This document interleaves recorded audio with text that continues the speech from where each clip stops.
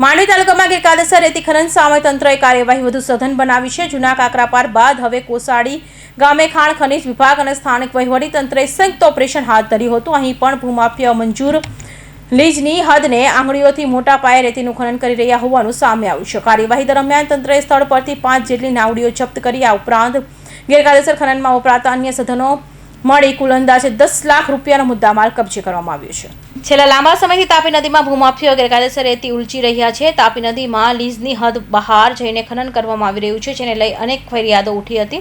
થોડા દિવસે પૂર્વ જૂના કાકરાપારમાં કાર્યવાહી કર્યા બાદ આજે રવિવારે તંત્રએ બારડોલી અને માંડવી તાલુકાની હદ પર કોસાડી ગામે છાપો માર્યો હતો। અહીં તપાસ દરમિયાન એ પણ જાણવા મળ્યું છે કે રેતી માફિયાઓ નદીના પ્રવાહમાં ચટ્ટો બનાવી રેતી ખનનની પ્રવૃત્તિ ચલાવી રહ્યા હતા, જેને કારણે નદીના પર્યાવરણને પણ નુકસાન થઈ રહ્યું હતું। મંજૂર લીઝની હદ બહાર ખનન કરવામાં આવી રહ્યું છે। ટીમ દ્વારા સ્થળ પરથી 5 નાવડી સહિત 10 લાખનો મુદ્દામાલ જપ્ત કરવામાં આવ્યો હતો। ભૂમાફિયાઓ નાસી છૂટવામાં સફળ રહ્યા હતા। હાલ તંત્ર દ્વારા તમામ મુદ્દામાલ કબજે લઈ કાયદેસરની કાર્યવાહી શરૂ કરવામાં આવી છે। દરમિયાન માંડવી તાલુકાના બોધાનની સીમમાં પણ મોટા પાયે ગેરકાયદેસર રેતી ખનન થઈ રહ્યું હોવાની માહિતી સામે આવી છે। સ્થાનિક લોકોએ માંગણી કરી છે કે તંત્ર દ્વારા બોધાનમાં પણ તાત્કાલિક કાર્યવાહી હાથ ધરવામાં આવે, જેથી ગેરકાયદેસર ખનનની આ પ્રવૃત્તિ પર સંપૂર્ણ અંકુશ લાવી શકાય।